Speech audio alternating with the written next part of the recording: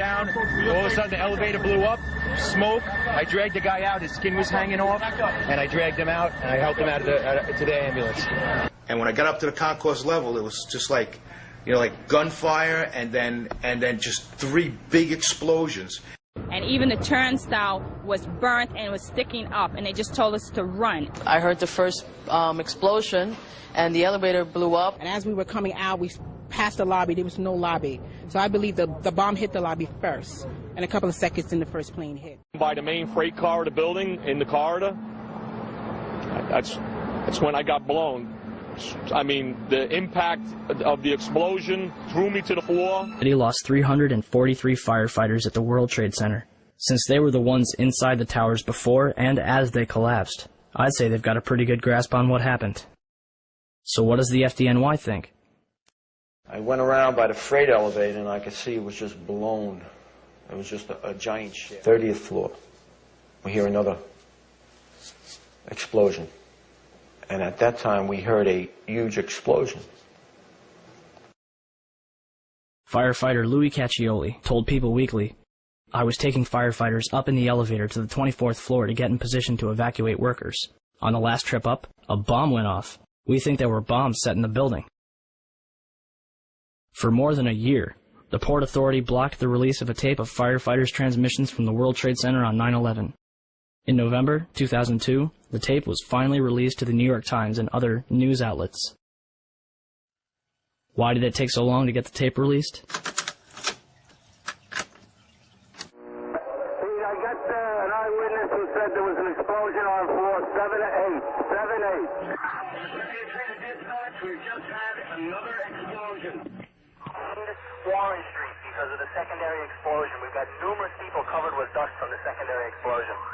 And we got another explosion on the tower, 1013, 1013. Number 2 has had a major explosion and what appears to be a complete collapse surrounding the entire area. Who's involved in the secondary explosion at Tower 1K? I've got 5. You heard a big explosion before the building fell? I saw it as it was happening, and it sounded as if you had 100 of those little black cat firecrackers and you lit them all off at once. That's what it sounded like. It sounded like the finale of the 4th of July over the East. One of the guys, he can tell you I'm okay, all right? Here, hold on. You want to call your mother or something? You gotta get back to you. I know that. You gotta get back. All right? I know. 4-1 should have taken a couple of companies that they were leaving back to us that were stuck in the tunnel.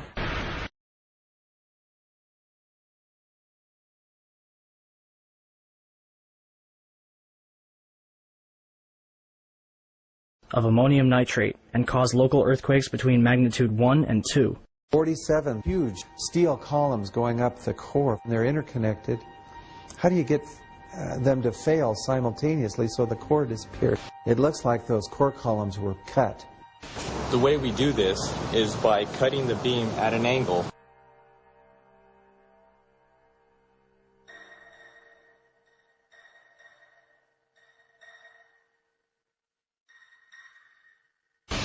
Do you still think that jet fuel brought down the World Trade Center?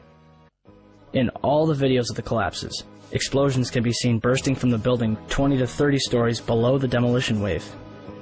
Here,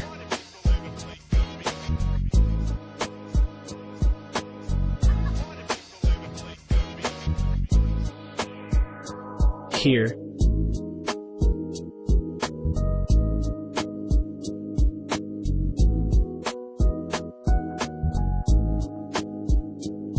here,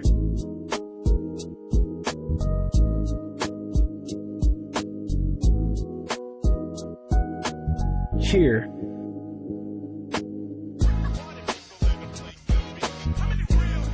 here,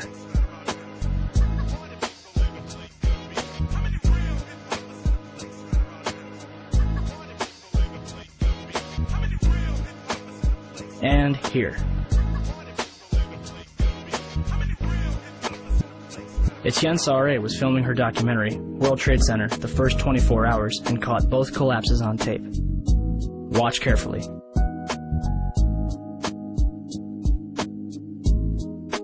The tripod shakes 12 seconds before the North Tower begins collapsing.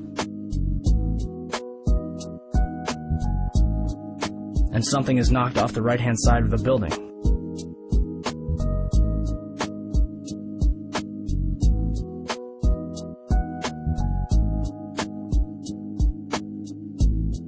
You're probably asking, if there were bombs in the building, how would they get in there without anyone noticing?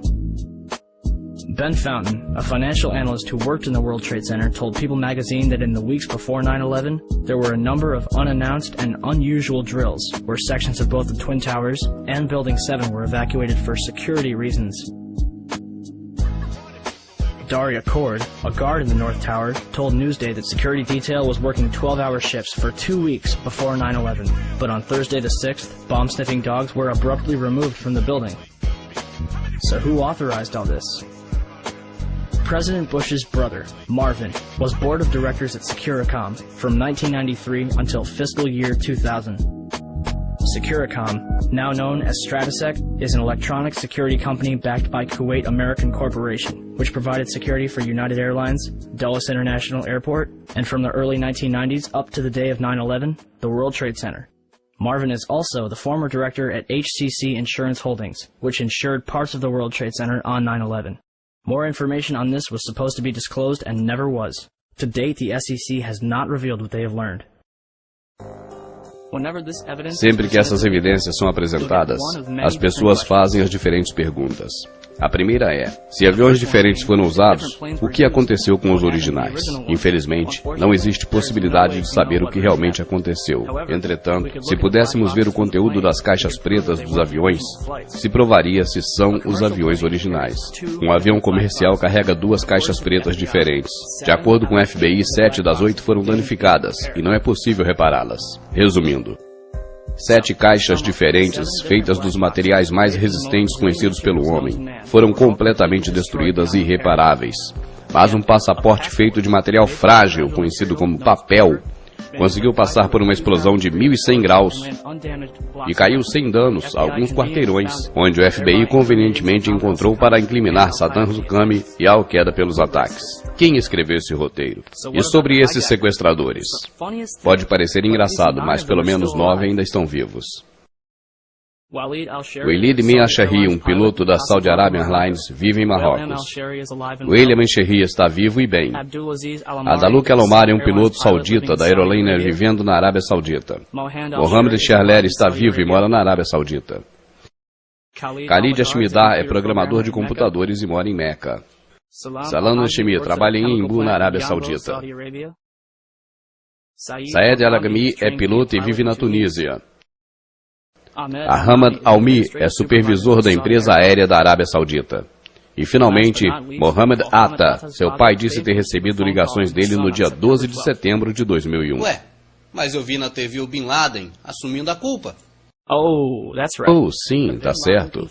A fita de confissão de Bin Laden. No dia 14 de dezembro de 2001, o governo divulgou um tape de um Bin Laden confessando ter feito os ataques de 11 de setembro, que dizem ter encontrado em uma casa em Kandahar, no Afeganistão. Exceto que existem inúmeras coisas erradas nesse tape. Primeiro, o próprio tape é de qualidade muito baixa. Ah, tá. O velho truque da imagem de baixa qualidade que tanto usaram na farsa do Homem da Lua. Segundo, o homem do vídeo não se parece e não agem como Bin Laden. De acordo com a homepage do FBI, Osama Bin Laden é canhoto. E nesse vídeo, ele escreve uma nota com a mão direita. Sem mencionar que usa um anel de ouro e relógio, que são proibidos pelas leis islâmicas. Isso nunca foi mencionado pelo FBI em nenhuma descrição dele. Comparando esse vídeo com outras 4 fotos de Bin Laden, ninguém vê um problema aqui?